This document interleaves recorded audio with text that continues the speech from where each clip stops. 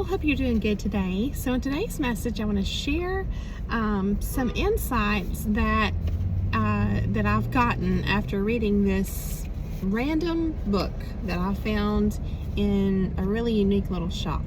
I recently went to the beach, and I always try to explore new areas or new shops, just new spaces, basically, indoor, outdoor, whether it's nature or, like I said, like a store or shop. I love new places.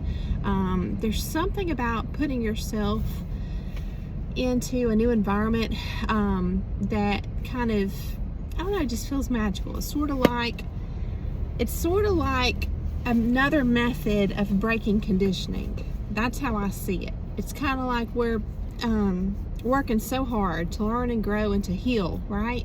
After a challenging time in your life. And it's almost like that process that you're going through in your striving to heal. It almost in itself creates these ruts. And so breaking routine and putting yourself in just a brand new atmosphere is sometimes the medicine you need. And when you find little treasures there, whether they're literal, actual, or just what do you call it? I'm missing a word, a vocabulary word here.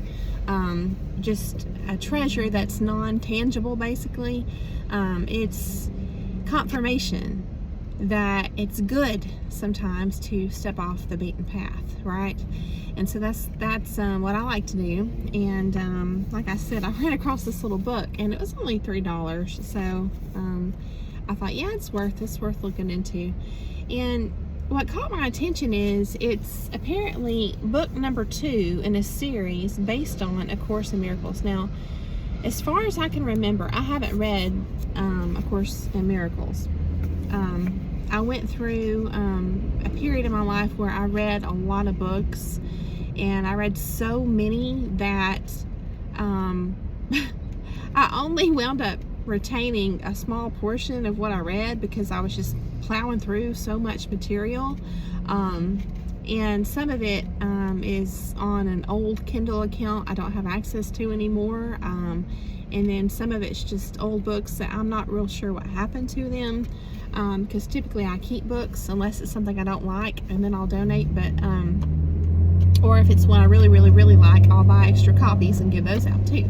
But so I don't think I've read this book. I don't remember reading it, but apparently it's a pretty popular book, and I believe it was written in like the 70s or something. But this series, these little booklets, were written in the 90s by Robert Perry. And so like I said, this is all new to me, and it's book number 2. But when I flipped through it, I thought this is worth getting and reading. So that's what I've done, and I have several thoughts on it. Like I said, I want to share all this with you. First of all, I think that there is, anytime you're on a search, a quest for just learning as much as you can about what you've been through, and typically that catapults you onto a path of just the desire for wanting to truly understand reality, because it's all been scrambled up, because you've gone through some shocking or traumatic times, and it kind of like broke old paradigms, and so you're kind of searching, for your new definition of reality.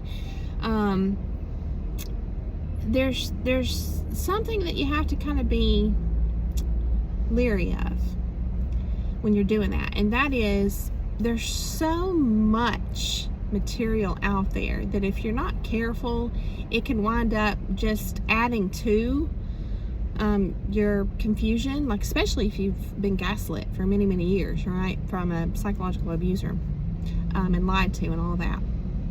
You have this danger of adding to that confusion. And I'm reminded of it's in these times when these old sayings and old Bible verses and stuff they'll pop back up in your mind, kind of like a warning or a bad sign that maybe you need to get off this path, or make a turn or whatever. But I'm reminded of when I get confused, when material makes my head spin, and this sort of kind of did that a little bit. The Bible says that nothing is supposed to be added to it or taken away. And if I'm not mistaken, I think there have been books that were originally part of the Bible, but that were deemed inaccurate or false, or not substantial, or not credible, whatever, and they were removed. That's my understanding, which is interesting. But if you look at the part of that verse that says nothing should be added to, I get the value in that, because sometimes it's kind of like, isn't there like an old philosophy or even an old quote or saying or something, where it's like, if you can't bring a big complicated truth down, if you can't narrow that down into simplistic terms, then it means that you don't really understand it. And I think there's value in saying that. And so I want to say that I have read through this, most all of it, and I only skimmed a few areas where it was just reiterating a previous point, but it's a work in progress. And so as far as my comprehension on this, and I think that there's a lot of different perspectives you could come at this material from too. My first impression when I read this book was that, again, this is based on older material from like the 60s or 70s, I think, and even this book was written in the 90s, and we know that, per the internet anyway, it seems that this whole concept of narcissism being popularized as it has been, it's kind of like when you see the popularity and the spread of the awareness of narcissism today in modern day, it kind of like, and then you read this material, it's sort of like you're finding some of the roots, the psychological roots, and it's like this modern concept of narcissism sort of harkens back to these roots. And so I really appreciate this deep dive into what I feel like is like the mechanics of narcissism, but yet it's presented in a non-judgmental way. And I appreciate that too, because even though I think that we're not supposed to cast judgment, at least through the Christian lens. Jesus said, let the first without sin be the one to throw the stone, and nobody, technically should do that, because we're all imperfect and flawed. But yet there's still a balance there, that when you have been lied to and psychologically abused, you have a right to hold that person accountable. And that's not judgment, it's just standing by the truth of what this person did. If they truly intentionally manipulated you, coerced you, exploited you, lied to you, it is what it is. It's not judgment, it just is what it is. It's truth. So there's a balance there. And it's hard. Just a little side note there, if you try to share what you've been through with some people, they immediately want to slam you with, gosh, you're being so judgmental. Well, I don't like to approach life in that kind of a way where I'm just, judging people. And it's not that you're judging people. Again, there's no need to explain, because some things in life, if a person, again, hasn't directly experienced it, they're not going to understand. They only have their limited scope. They can only see things from their perspective, and that's it. And you're the same way, depending on what all you've been through. I'm sure you've had your mind changed and expanded after you've been through certain things. You can look back on the previous you when you were younger, and you're like, man, I had a lot of things wrong in the way I understood them, but now I have more insight. So this is the kind of thinking that was prompted in me after reading this. It's very short, just a small little flat book, but packed full of illuminating concepts. And so it's kind of like, if I were to give a metaphor or like this, allegory, it would be sort of like a flashlight. As you're reading through this material, it's like shining the light into the dark corners of the psyche. And so because of that, I feel that the concepts put forth in this, to me, so far, from my limited understanding, it seems to explain the mechanics behind the way many people cope. Many people cope. Especially just in the way they operate and interact with other human beings. And it's a spectrum. You have people that cope, and we're going to get into it, in a way that's more benign, and then people that cope in a way that's more malignant and even extremely malignant. But just keep that in mind as we're going through this material, if you will, and I just hope that you enjoy it. Alright, so I feel like it's really loud out there, all the trucks and everything. So, yeah. The basis for this book, again, the title is Special Relationships, Illusions of Love, right?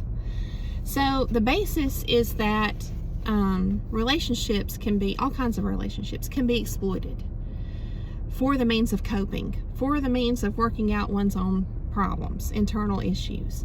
And essentially what that equates to is that for people who do that, the relationships are transactional and they're not genuine, they're not pure. And again, essentially the relationship, be it with your family or with a romantic partner or a friend or anything, just even an acquaintance, a work associate, whoever, any of these connections that are not free of motive and healthy, they are being exploited as a means for a person to cope. So we're going to dive into that, okay? And again, these are just the thoughts that came to me after reading this book, okay?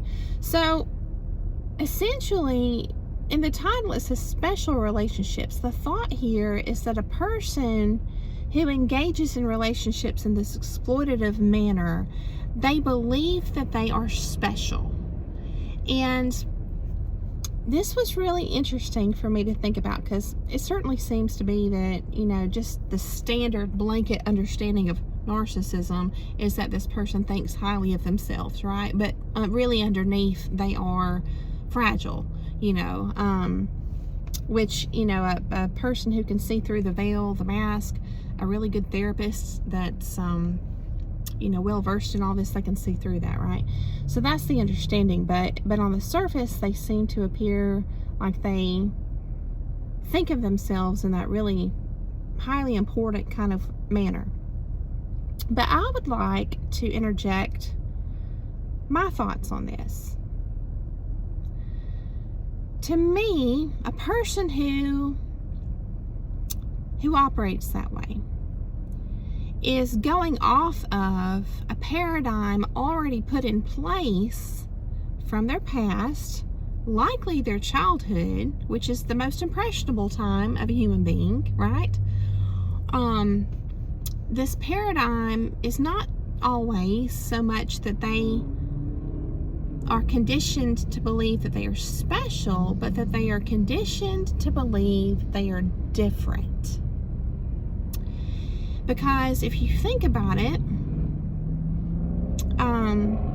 someone who is cruel, okay, a soft term here would be a bully, right? The accurate term would be an abuser.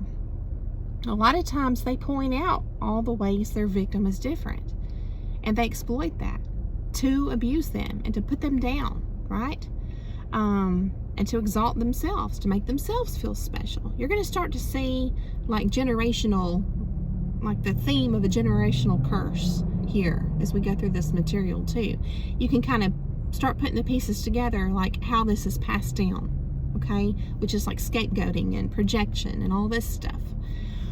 So yeah, it's the whole theme of this book is that some people have a need, an actual need to be special. And it's presented to mean that their psychological survival depends on this. Like they have to be special, okay? Keep in mind, as we go through the discussion, my take on this, that perhaps it's because, and it's not making excuses, just trying to understand, truly trying to understand, perhaps it's because they were made to feel different as a child. And when a person is abused in that way, and they believe, remember, belief is huge, right? The Bible talks all about it. But when this person is conditioned in this manner and they believe that they are different and everything about how they're different is pointed out to them, it's intolerable. It's like murderous to the spirit, the light inside. And so their life force energy is just, it's metaphorically feels like the light inside of you just dwindles down to this tiny flicker of a flame. And that's sometimes why we feel like we become disconnected from that greater fire of God. It's like, it's spiritual attack. It's spiritual warfare happening through us as vessels, if you want to look at it through that lens.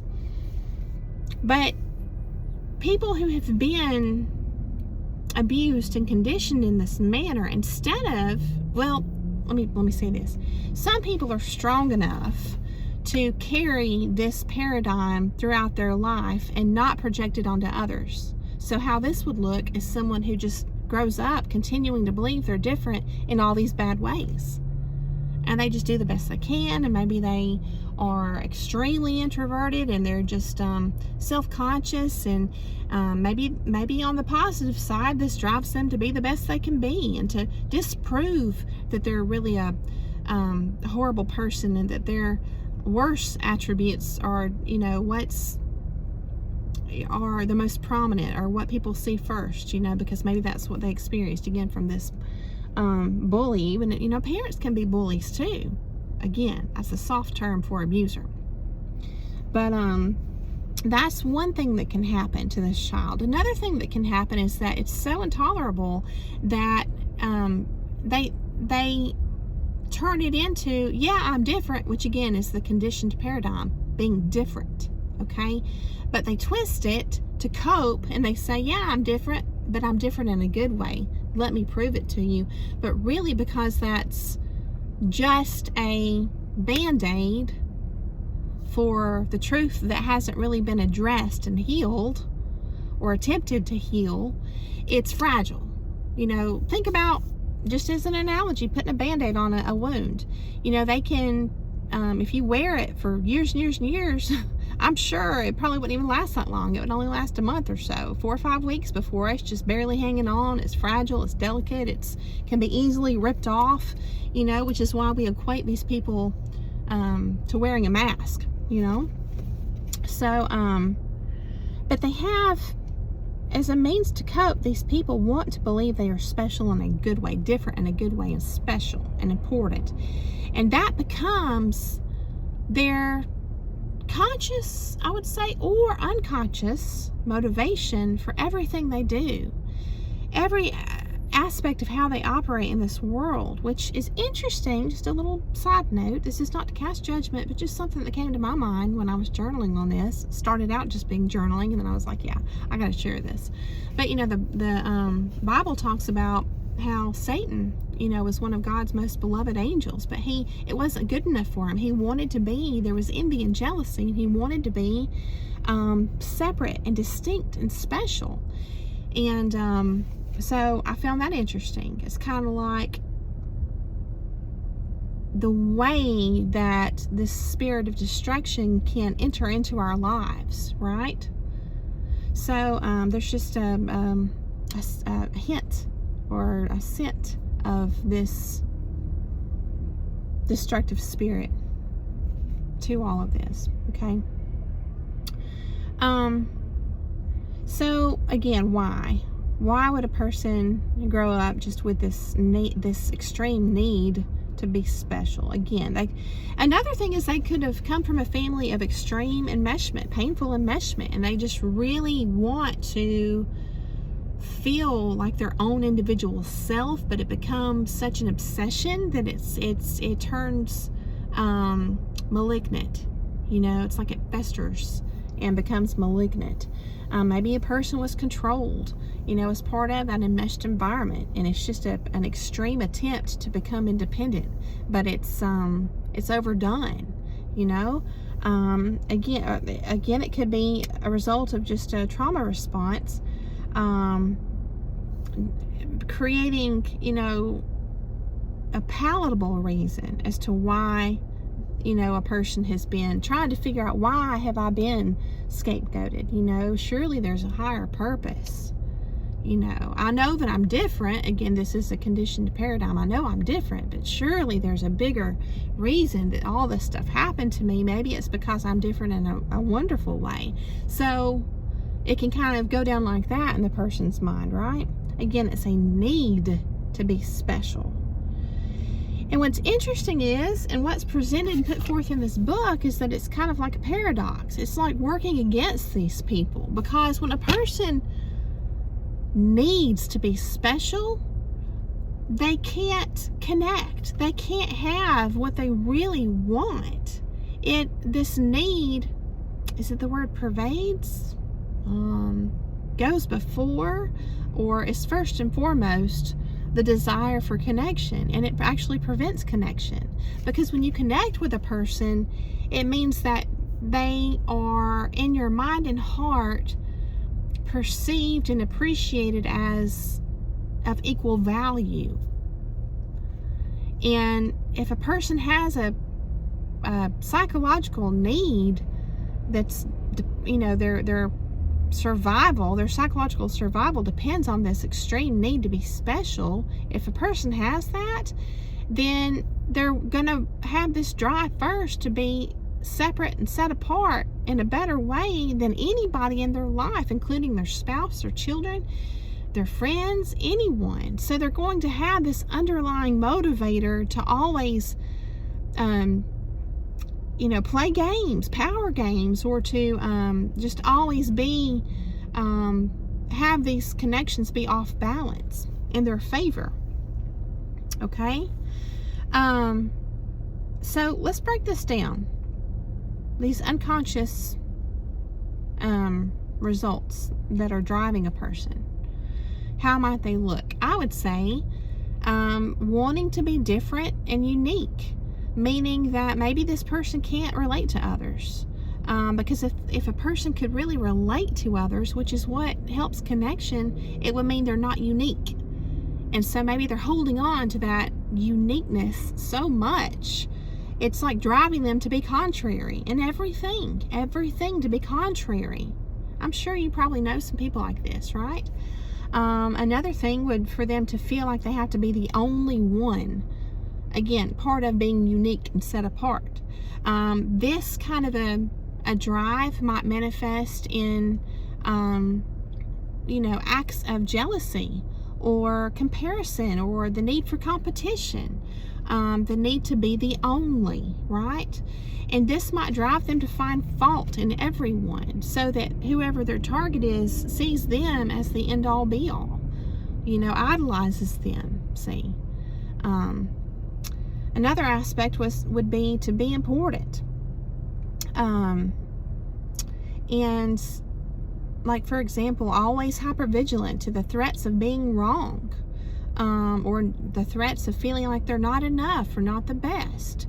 And the irony to that is empowering other people around them to be the judge of them. It's like they're actually creating a dependence on other people to validate, that they're never wrong. And so it's all of this stuff that results in this really faulty coping approach. It works against them. And so, to me, this book was just a different spin on the concept of narcissism. And it was just really interesting to me. So I just really recommend it. I actually did a Google search to see if this book was easily available, and according to my quick search, it's not. But this guy has a website, so I'll share that in the description. So I don't know, maybe this book is available there. I haven't had time to look through his website in depth, but so the result is that, this is my notes here, the result is that individuality and independence are achieved, but at what cost? I would say being a person that's kind of intolerable to be around and being alone. It's like they just, remember this, all of this that we're talking about and that we're going to continue, sharing in this presentation, or that I'm going to continue sharing in this presentation, it's all on a spectrum from, someone that's trying to develop their best qualities as a means to cope, to someone who has a desire to be famous, like a star, or even worse, someone who becomes an abuser and their actions are extremely malignant. So the spectrum goes from benign actions to cope to malignant actions to cope, right? And they say anyway that narcissism is on a spectrum. There's even the thought that, how the ego is somewhat necessary to operate in this reality, and that, there's a form of healthy narcissism too. So, yeah. So the solution, this is what came to me in reading this book, okay, is that each one of us is already special. We're already special. And there's different lines of thought on this, because on one hand you could say nobody's special, we're all the same, and we're all of one spirit, and things like that, right? Like, themes of unity and non-duality and stuff like this. But then on the other hand, is the fact that, even the Bible says that our hairs, even the hairs on our heads, are numbered. God knows us intimately to that degree. So we matter. And sometimes I think that there's a lot of messaging in our immediate physical atmosphere, this material world. The messaging is just trying to convince us that we're not important, that we're just a speck out in the middle of this huge, galaxy that's, we're such a tiny speck that we're not even noticed. But the Bible tells us that God knows the hairs on our head are numbered. So we are important. We are special. And so I see this whole issue of coping by trying to pretend one is special as a denial of what a person already is. Because really, there shouldn't be a drive or a need to be something that you already are. So deep down underneath that is the belief that you're either not special at all, or that you are special or different in a bad way. See? So there's a faulty paradigm at the root of all this. Again, a lot of times this happens in childhood from, abuse, or being bullied or whatever, where a person is conditioned to feel special, but in a bad way. So it's like they're working with a faulty paradigm to start with, because the operating script is that it's your fault, or it's that person's fault that they've been treated the way they have. And it's normal to try and want to figure things out. Everybody wants to figure things out. Everybody wants to try and apply logic to everything and figure it out, right? But the truth is that abuse has nothing to do with the person who is abused. Okay? So let's just personalize this for perspective for a minute, okay? Again, it had nothing to do with you.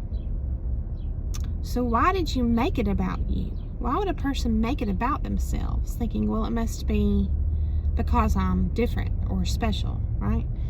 Again, I would say because it's our nature to try and make sense of things, combined with the fact that love is blind.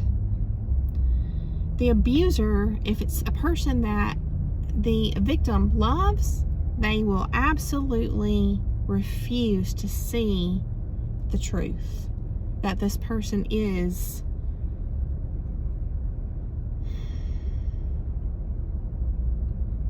acting from a malignant spiritual space. There's a lot of different ways you can say that, but this person is evil or embodying evil or is,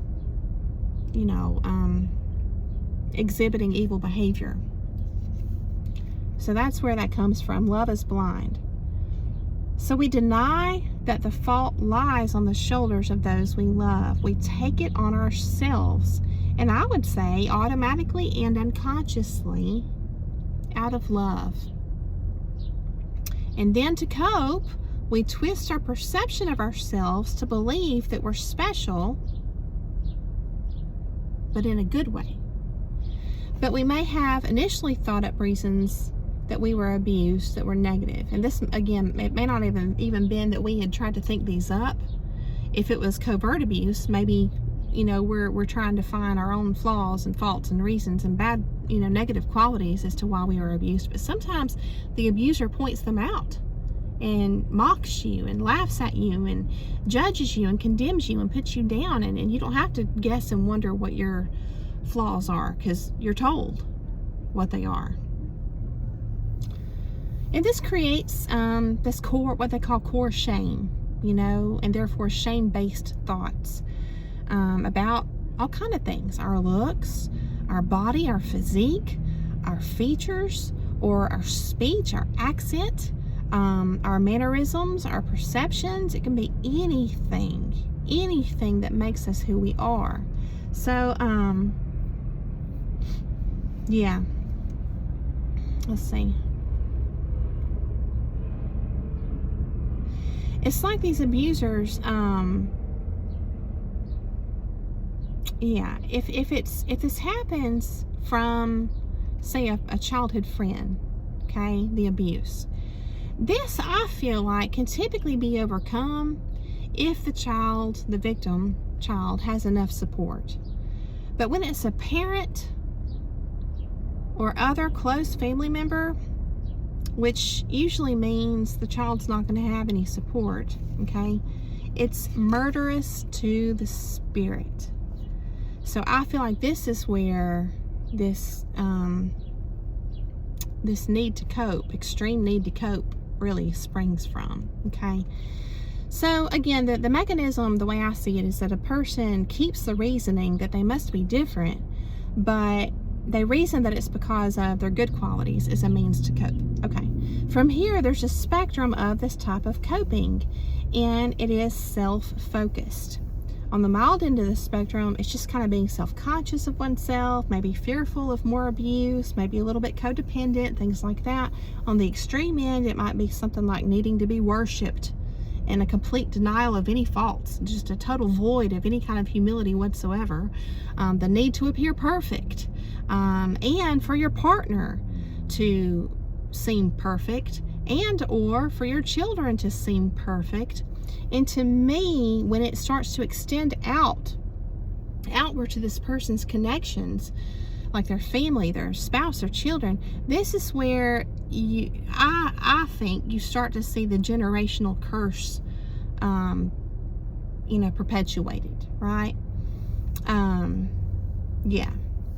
And it's a curse really of coercion and painful condemnation on the person's spouse and children, as a means of manipulation to try and get them to be the way this person wants them to be, as an extension of their selves, because they represent this person in the community, and so they want to seem special, and therefore anyone closely associated with them, like their spouse or children, they need to be special too.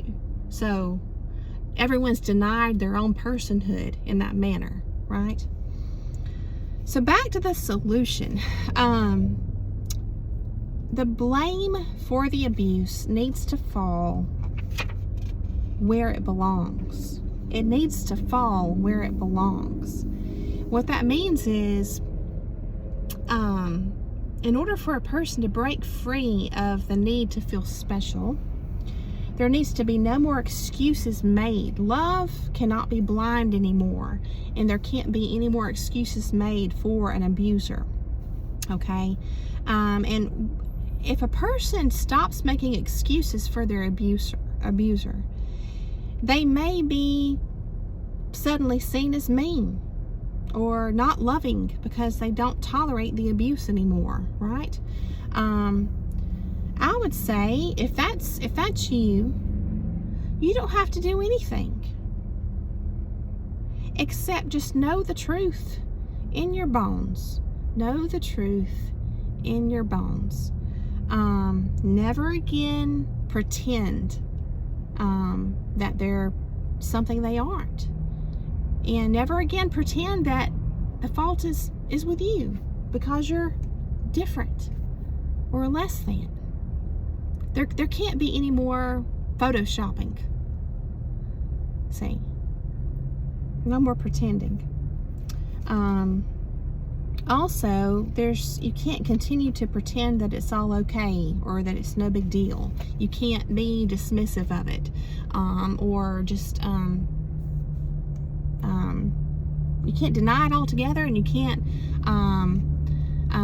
make it not a big deal, because it is a big deal. Okay, so I want to think about the analogy of a wound, an actual physical bodily wound.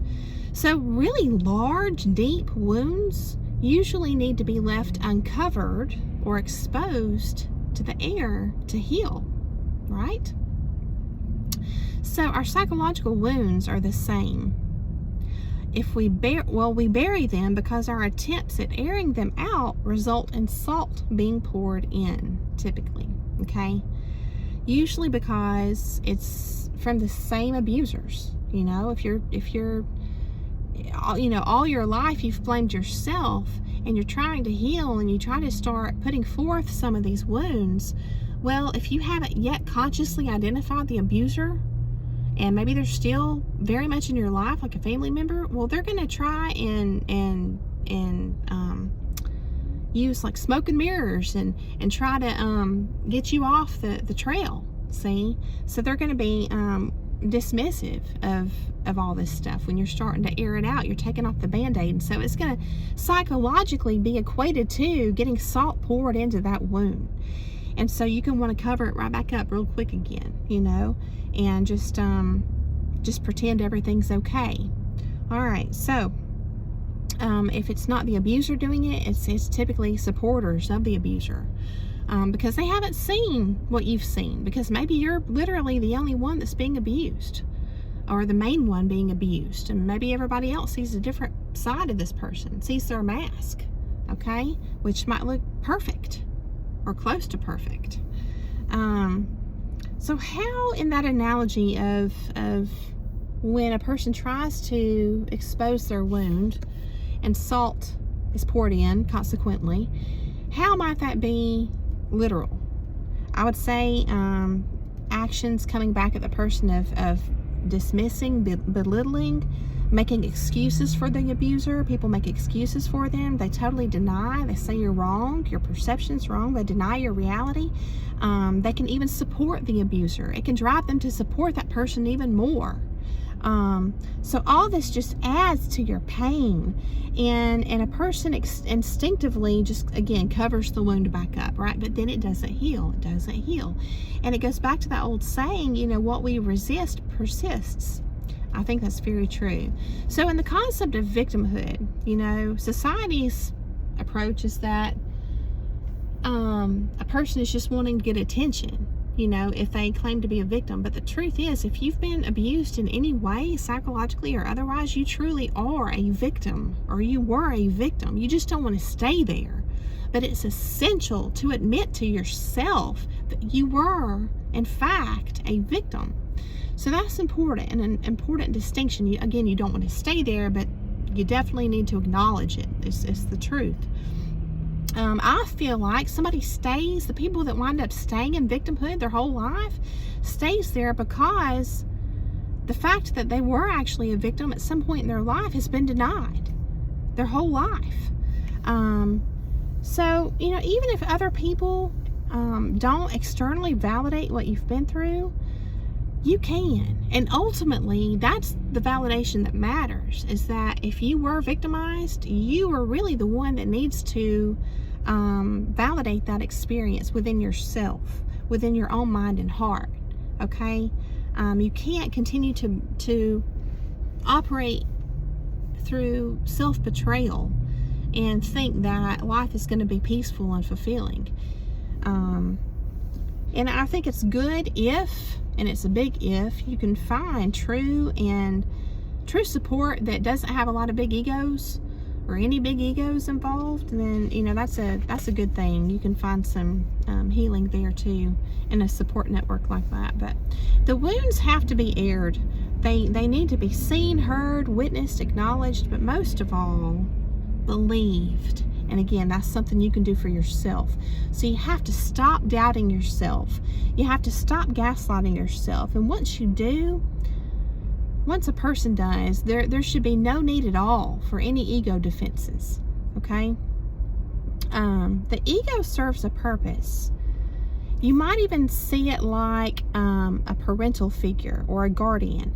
And if we remember in all the legends and fairy tales and folklore, it's the guardian or parental figure or figures that get killed off early in the story, and the hero winds up having to face the hardships and the challenges on their own, but not really totally on their own. They typically have helpers that kind of come along their path here and there, right?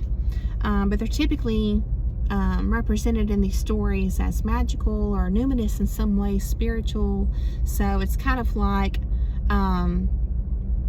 sort of just elusive help.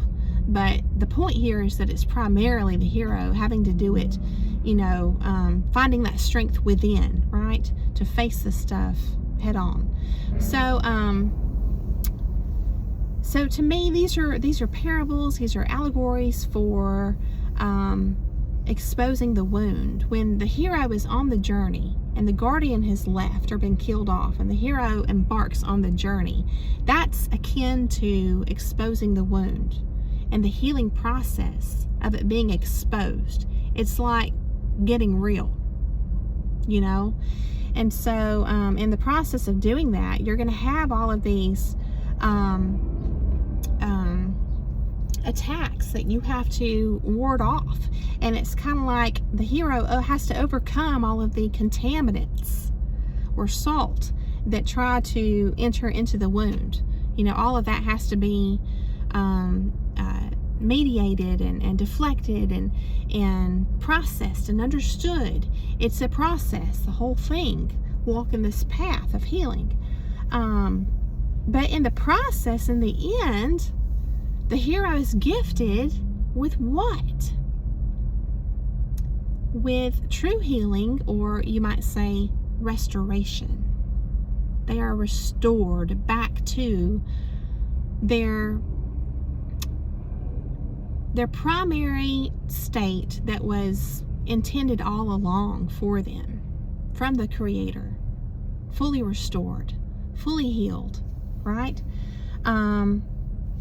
Yeah, and I'm not talking about pretend or faulty or temporary healing by the ego, right? So you have to be strong enough to know what you know. And this holding tight to your truth is what will win all of the little battles of opposition along your path. So the sword of truth, that's what it's all about. So within your own mind and heart, it's acknowledgement. I was abused. I was wounded. It wasn't my fault. Evil does, in fact, exist, and it operates through people. In the end, your healing is not contingent on other people believing you, but it is contingent on you believing yourself. You have to know what you know, And you can forgive, but I don't believe that you need to forget. The most important thing of all is to believe yourself. Believe yourself. This is the medicine, and this is your strength. So, also, I would say, from my perspective, ego death, what they call ego death, is not something you have to really strive for. I see it as a result of stepping into one's true power. Okay? And again, that power is belief and trust. Belief and trust. Ironically, this is also where God resides. Since God is love, right? You'll be able to face anything because you'll realize that you truly were never alone. So I hope that this has been enlightening, inspiring. I hope it got the wheels turning. There's a lot of different perspectives that I could have presented from this book, and I may actually present some more. Some of the parts I've highlighted, yeah. So I'm not sure. I'll think about it, but I wanted to present my takeaways from it, just the general overarching theme from it, and just hope that I felt called to share that, and I hope that it was beneficial to you in some way. I'd love to hear your thoughts if you feel called to share them. And again, I just thank you so much for coming along to hear the message. I'm going to share a video as I wrap up. Just a short little clip at the end of this video. I went to the beach recently. I shared with y'all, I swear I went to this little shop and found this book, but there was this little, I thought it was a stingray to start with, that came right up near to me, and I could tell it was young because it was kind of like it wanted to play. It was the coolest thing ever, just watching it dance and swim, and it's like it was just trying and wanting to interact with me and play, but I thought it was a stingray, so I'm like, yeah, no. Every time I would get away from it, it would, it kind of go away on its own, but when I would step back into the water, it just wanted to come right up to me and just, and I thought, no, I better not. So I got out of the water. I love the water. I love the ocean. And so, but I followed it, and it wound up going, up the beach line there. And it was really close to the sand, and it joined its family. And so I got to see this huge family, and come to find out it wasn't a stingray. It was, either a manta ray or what they call devil rays, because they are apparently a smaller version of manta rays. So they're black on the top and white on the bottom, and apparently their tail has evolved where they don't have a stinger. So they're double check me on this, but my understanding is that they're safe to be around. So generally, and so I thought that was cool. I could have actually stayed in the ocean and played with them. I didn't know it, but it was really cool. I just want to share that clip with you all too. I hope you enjoy it. And yeah, life is short, and it's for living, and it's for living genuinely, and not for living I would say, handicapped from the effects of abuse. And so, it's something that ultimately is every person's choice to dedicate their life, if it takes that, to healing from it, so that not only their quality of life can be better, but everyone that they come in contact with, so I just hope that you are able to find that place of peace, that you are able to hold strong to what you know to be true, and that you come to a place of not needing external validation for what you've been through, even if it means walking alone, because really you're never alone. So don't forget that. And I just, again, hope that you are able to experience a peaceful and joyful life as a result.